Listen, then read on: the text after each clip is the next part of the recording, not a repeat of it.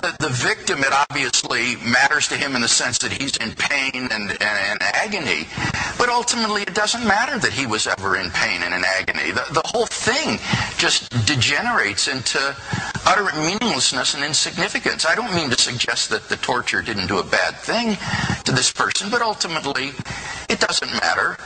It all ends up the same. Yes, but it all ending up the same isn't the same thing as, and so it doesn't matter what happens until we get there. And when I say, and it matters what the path is before we get to the end point, I don't merely mean subjectively it matters, it appears to matter, it matters to them, but it doesn't really matter. Well, and that's what it seems to me. It just matters subjectively. But again, I just want to say, I don't understand how we get from, if it doesn't objectively matter to the universe, or doesn't objectively matter on a cosmic scale, how do we get from that to, so it doesn't objectively matter at all? Well, remember... So it's not a point about the nature of objective. It's the question is, why should we think objective value must be on the cosmic scale or not there at all? Now, let's remember the argument. This concern arose in the third point about moral accountability.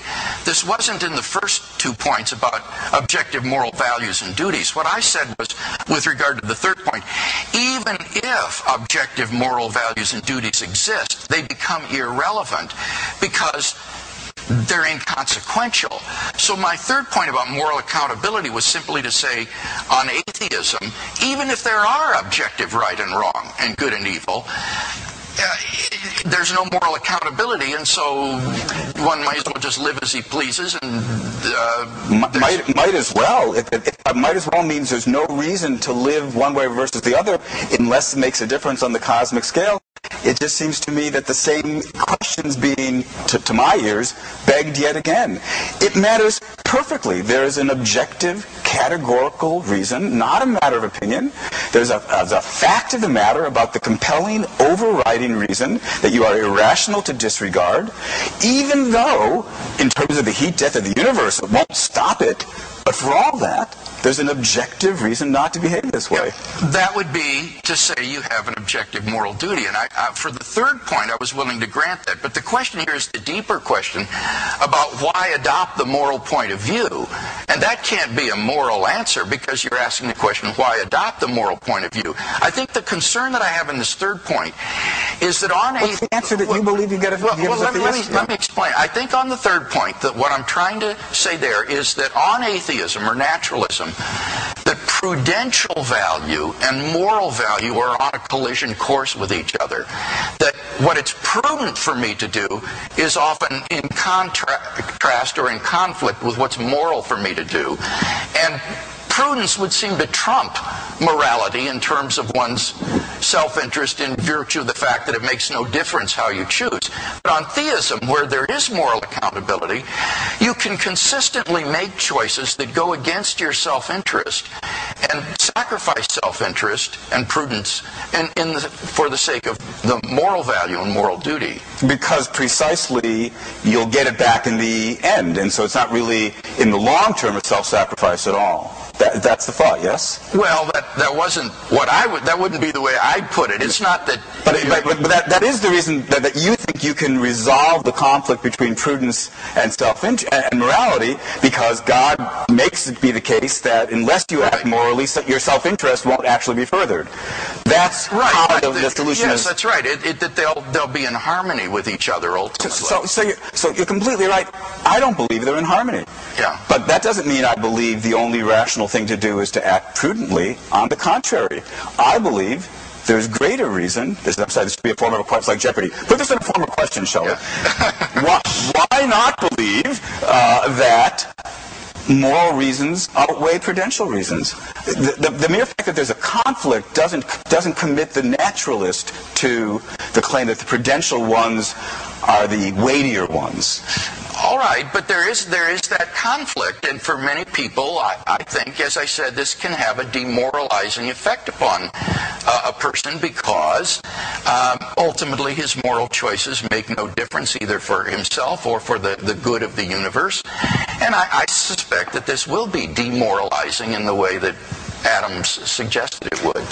No doubt for some people it will be, but of course for some people there's a different kind of demoralizing that takes place with the belief in theism, isn't there? I mean, if we're just going to talk about what are some possible psychological effects, some people will act morally not out of the recognition of the objective values, but merely in hopes of getting into heaven and avoiding hell.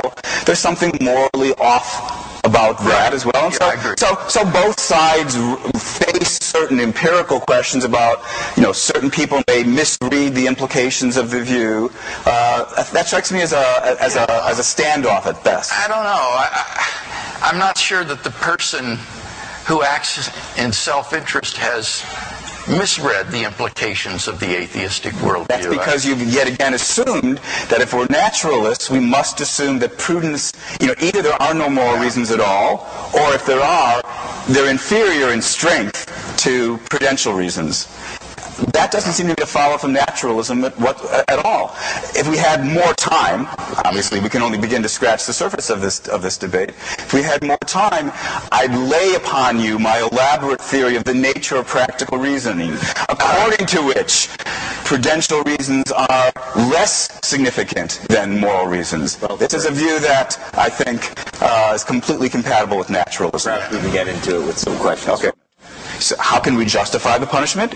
In terms of the rules of the social contract. What do? We agree in the contract that if people break the contract, they'll be subject to penalty. What if he doesn't want to sign the contract? So look, he's outside the contract, so he's not bound by it. Well, the question is not what does any given person in fact agree to. That's why I talked about what we would agree to insofar as we're imagining ourselves as being perfectly rational. As a perfectly rational being, that is to say, if you imagine the kind of souped up, cleaned up version of the dictator, it would be just as reasonable for him to sign the contract as for the rest of us. It's neither here nor there that he doesn't accept morality. He's still bound by it. We're all bound by it precisely because it would be reasonable for all of us to agree to its terms. Dr. Kagan, you say that human reason leads to morality. Dr. Craig. Dr. Craig, sorry. Wrong pile. Okay, I got myself confused. Okay. Dr. Craig, do you think that without God there is no free will? Yes, I guess I would say that, because it would seem to me that if God doesn't exist, then human beings are just material objects, and that what we call free choices are just the results of electrochemical reactions in our nervous system, and that therefore they're not genuinely free. So that was why I said one of the implications of naturalism is physicalism, and as a result determinism. And this seems to me to be just a clear reason for thinking that our moral choices are ultimately illusory and insignificant, because they're like having a toothache. Or like having hair grow.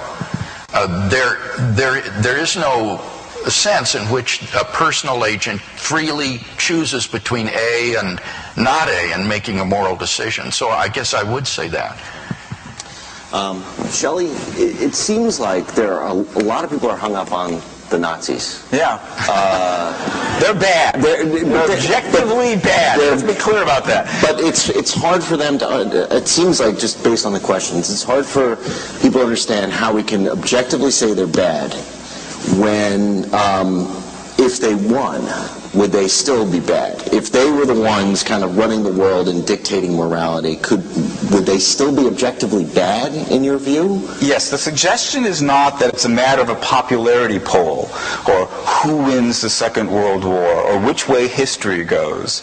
It's a thought experiment. The social contract is a thought experiment, and you ask yourself, what are reasonable terms to govern our behaviors with one another? And in trying to set up that thought experiment, you want to set certain background conditions. One background condition I mentioned was the veil of ignorance. You want to make sure you don't know whether you're one of the people who are, in fact, the winners in society or the losers in society. One of the conditions is you want to imagine the bargainers are rational, because you don't want the rules that emerge to be an artifact of some mistake in reasoning. It's neither here nor there what the Nazis thought was acceptable. The question is just what, in fact, would be the terms of a contract agreed upon by perfectly rational bargainers. And the terms of those contracts, I think if we had more time, we could proceed to lay out the argument, are such that there'd be a prohibition against killing innocent people, which, of course, is exactly what the Nazis did. So what the Nazis did was violate the terms of the contract. And so, in fact, they were immoral whether or not they see it. Dr. Craig, there seems to be an issue with this idea of objective good, that there have been numerous crimes in the history of humanity perpetrated on, in the name of religion. Right. Right.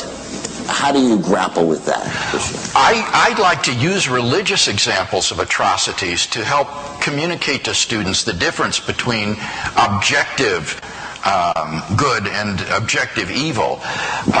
If you say that there is no objective moral value or moral duties, then you have to say things like this, that the Spanish Inquisition, which sent thousands of Jews to their deaths, was really morally indifferent.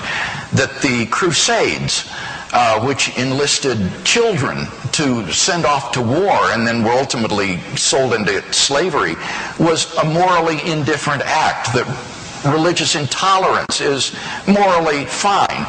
So I think that these examples help to underscore the fact that there really are objective moral values and duties that we recognize when we think about these kinds of situations. So remember, the argument isn't that you have to believe in God in order to be moral. That's not the argument. The argument is that you need to have God as an objective, transcendent standard for moral value that moves beyond simple human conventions or societal mores.